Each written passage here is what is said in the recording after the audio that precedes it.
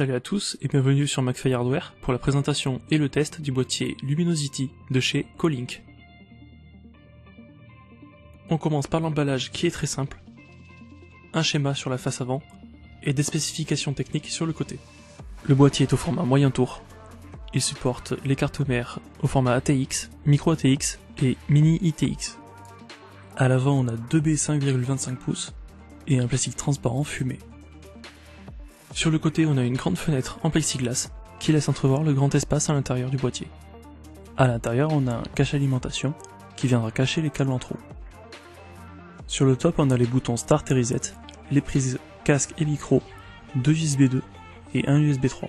Côté ventilation, on pourra venir y fixer deux ventilateurs de 120 mm protégés par un filtre à poussière aimanté. Le reste de l'extérieur du boîtier est très classique. On a un panneau plein, des pieds en plastique et un filtre à poussière sur l'alimentation. Les deux ventilateurs de 120 mm présents à l'avant sont l'un des gros atouts esthétiques de ce boîtier. Ils comportent chacun 15 LED blanches pour un effet peu commun et des patins anti-vibration. À l'arrière, on a de très nombreux passe-câbles, assez bien placés. Malheureusement, il n'y a que deux baies 3,5 pouces pour disque dur. Autre mauvais point, il y a très peu de place entre le plateau de la carte mère et le panneau latéral pour ranger les câbles. On passe au montage, l'alimentation se pose sans souci dans son emplacement.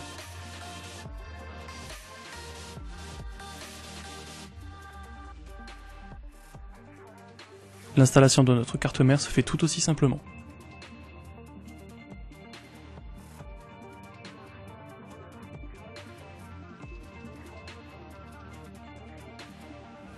Je rappelle qu'il y a assez d'espace en haut du boîtier pour y fixer un radiateur de 240 mm.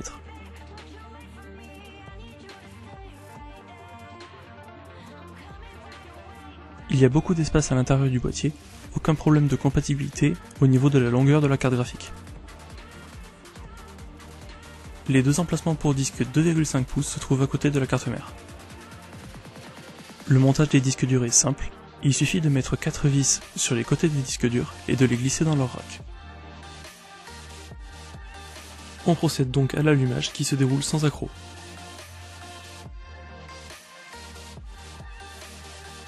Je vous laisse admirer les effets de lumière de notre boîtier Luminosity qui, pour le coup, porte bien son nom.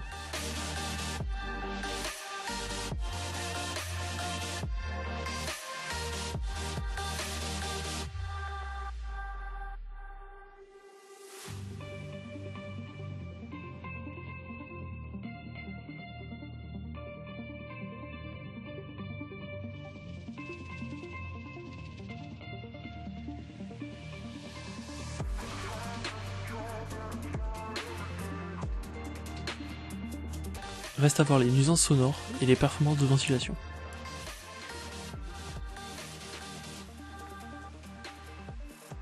Comme vous le voyez, les nuisances sonores ici en rouge sont d'environ 30 décibels sur le bureau et d'environ 45 décibels en charge.